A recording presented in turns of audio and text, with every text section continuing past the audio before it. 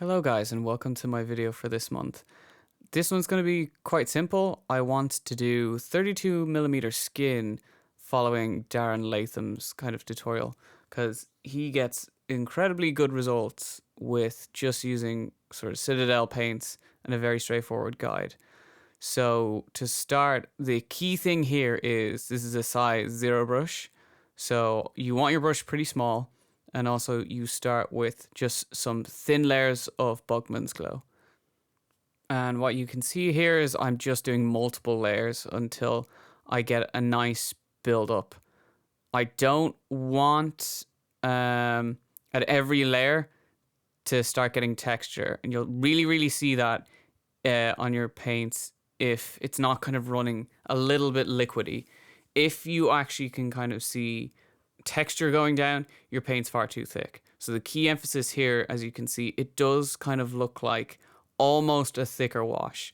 And that's what we want, because that means we're going to get much better results and we're not going to go over the details on the model.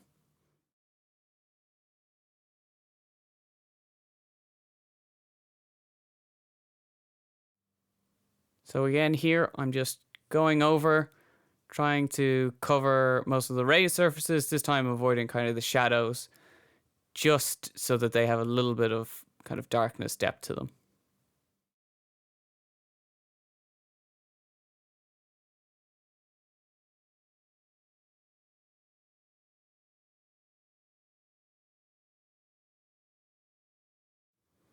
And now this is our first highlight. So you can take basically any kind of standard flesh tone. I believe in this case it's Kislev Flesh. And I just want to hit the raised areas. Now you can see there I probably went over the shadow in the head. I don't need to worry too much because, as would always when doing skin tones, we're going to go both up and down. So with this, we just want to hit every raised bit. Now you'll see later on that normally what I would like to do is I like to smooth and kind of glaze it out. But because of the size of this, you're going to find that you don't really have to be as accurate as normally happens. So what you can do is be quite rough, because for the size of it, your eye will naturally blend all these things together. But this is just quite the simple sketching point where the simple thing to follow is just all the raised bits. You want to avoid the darkest of shadows. And again, Darren kind of goes over that in his video. So basically, we're just going to follow and copy his sketch guide. So we're just going to paint all the raised bits in this kind of Kislev Flesh first tone.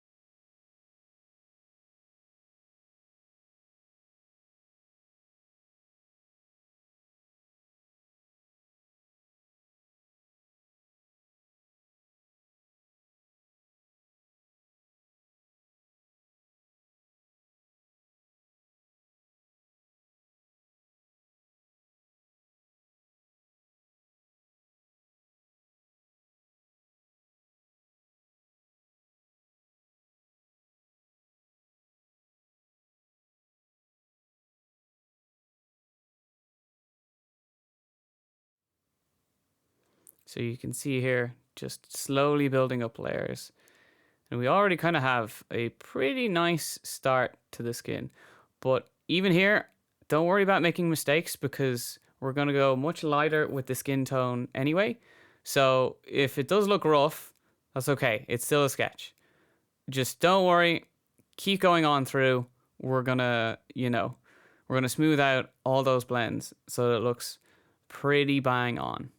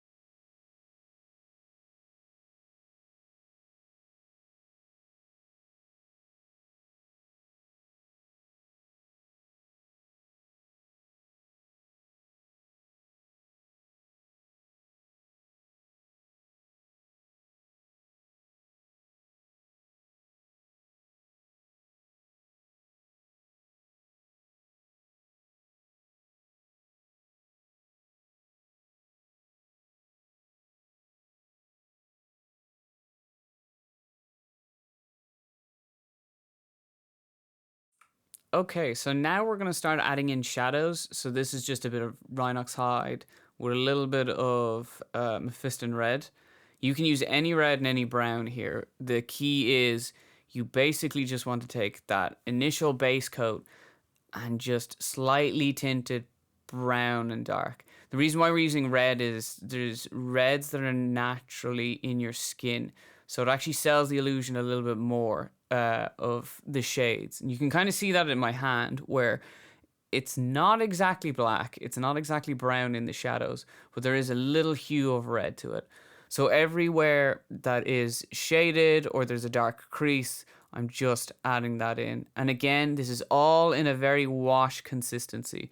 The key is we want it as thin as possible. And you can see in the cheek here, as I add this in slowly, we get a little bit of depth here. And in a way, we don't even have to glaze it that much because the paint is so thin that when it dries, it's going to actually be nice.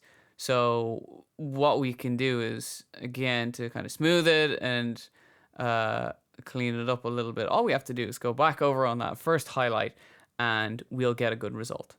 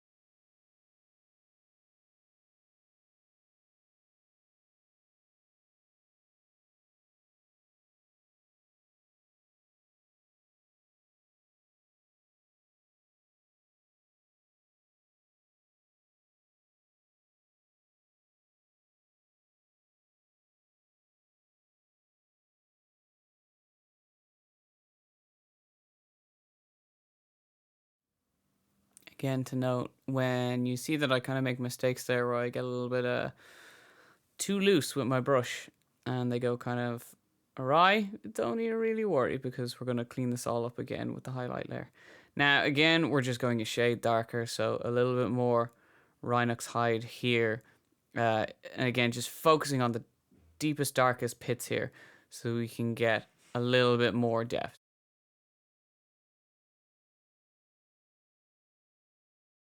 In and around the creases of the nose and the scar especially are going to have way, way, way more shade.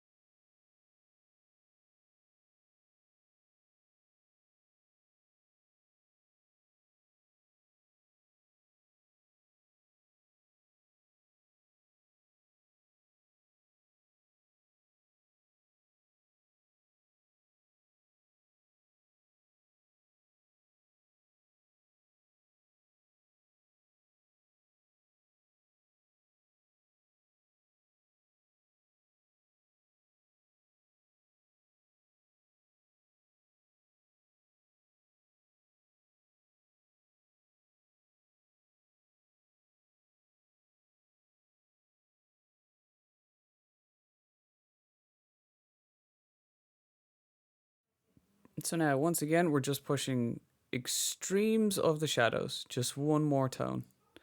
And you'll see it just creates real amounts of depth here.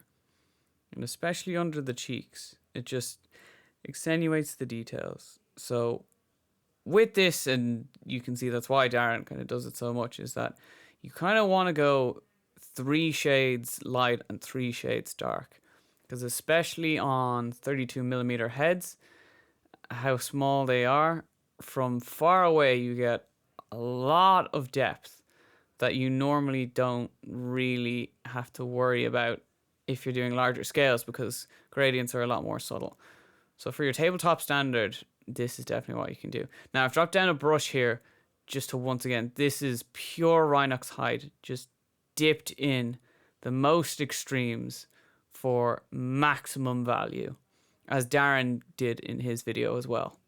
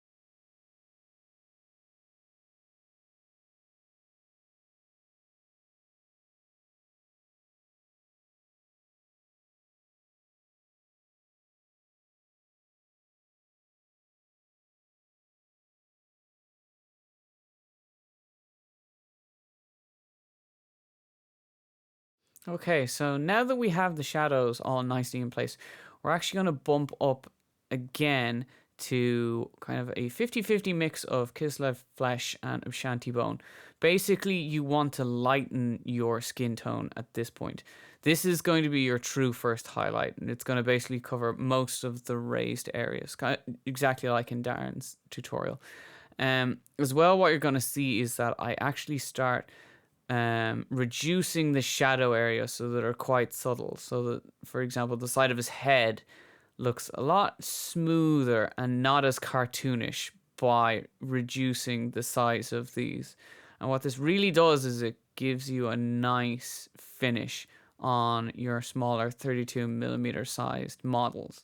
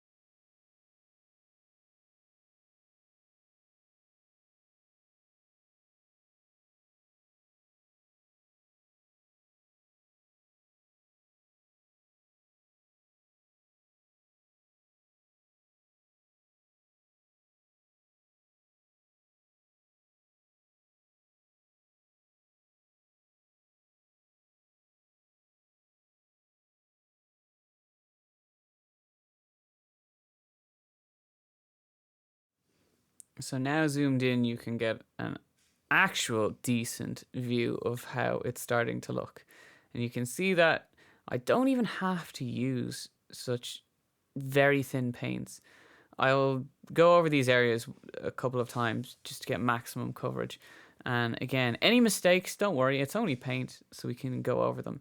And it's really starting to come out now as we start to paint all the raised areas. And you'll really see that this kind of having all the shadows set means that when we put our first highlight over the skin, it really brings the character out.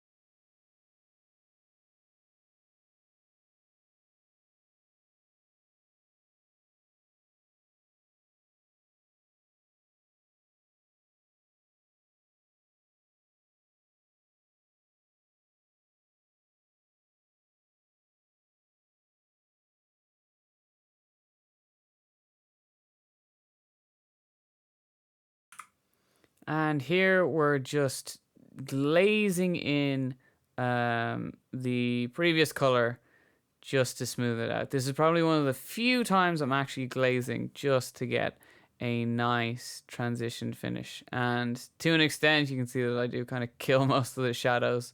And this is probably not the best idea, especially on the sides of the head. But this was kind of back before I really kind of knew what I was doing. But again, don't worry about it. You can see I've probably killed the scar there again. But it's only paint. We can definitely go back over it.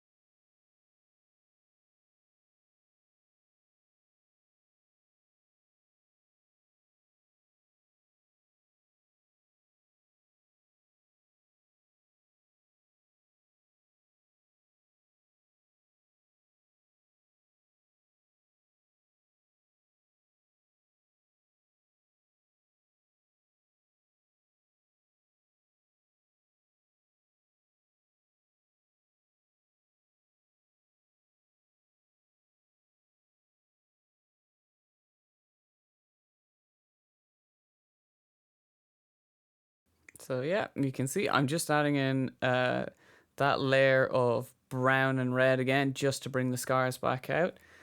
So at any time you overdo it, don't worry about it. You can always just go back in. And again, they look pretty fine for the size that they are.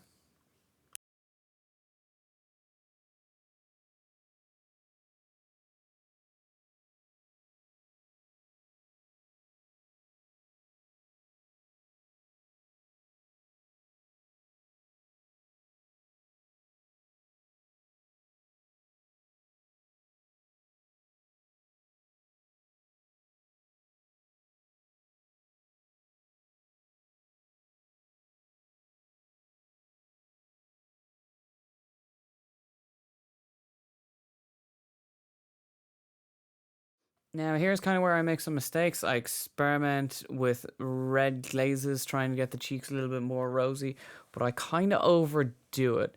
If you want to do this and kind of bring out some depth to your model, I would suggest going a little bit lighter. I kind of fix it there, but glaze consistency or having the paint very, very, very thin probably will get you better results than what I did here.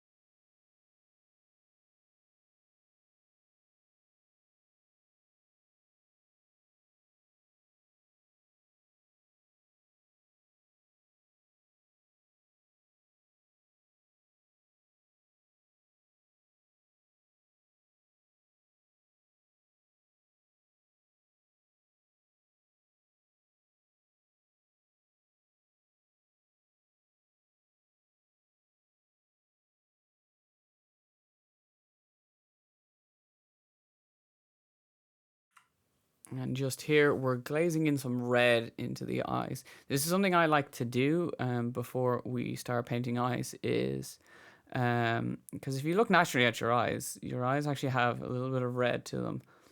And Darren does this in his tutorial as well. Because naturally, there's blood in your eye. So if you look around kind of the outer rim of your eye, it's all red from all the blood. So I usually like to start by kind of washing it in around the rim.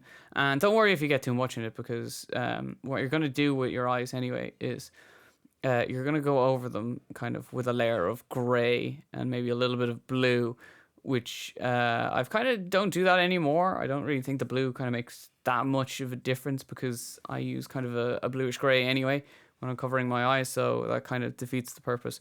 But yeah, basically it's a good wash, and it really kind of highlights the eyes as you do them.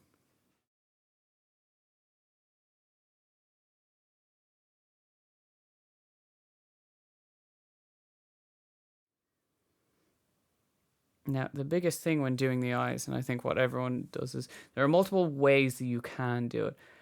As a right-handed person, I find it's easy to kind of just do the right eye. Sorry, I know I'm kind of doing red over the lips here, so it's a bit haphazard. But with eyes, what I like to do on the right eye is I can kind of just paint it normally, brushing left to right.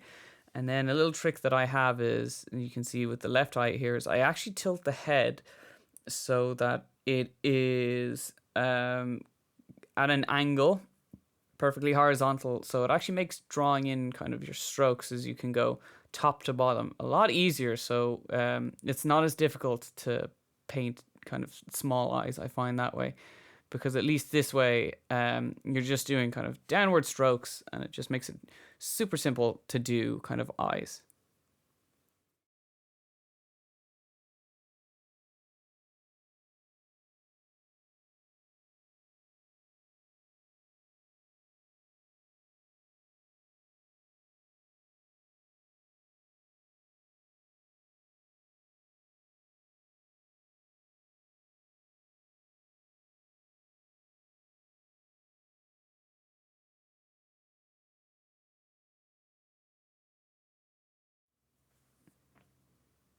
And now this is the most difficult part, trying to dot the eye. So there's a couple of ways that you can do this. I find for 32mm heads, doing kind of a slit, it basically sells the idea for the majority of people. So if you're doing tabletop standard, what you can do is you can go top to bottom over the middle of the eye. But a good trick as well is, because it's quite hard to get them dead center, is you can actually tilt the heads, and at the extreme corners of both eyes, you can draw in a little line, and what happens is it actually makes it look like they're looking off to the side.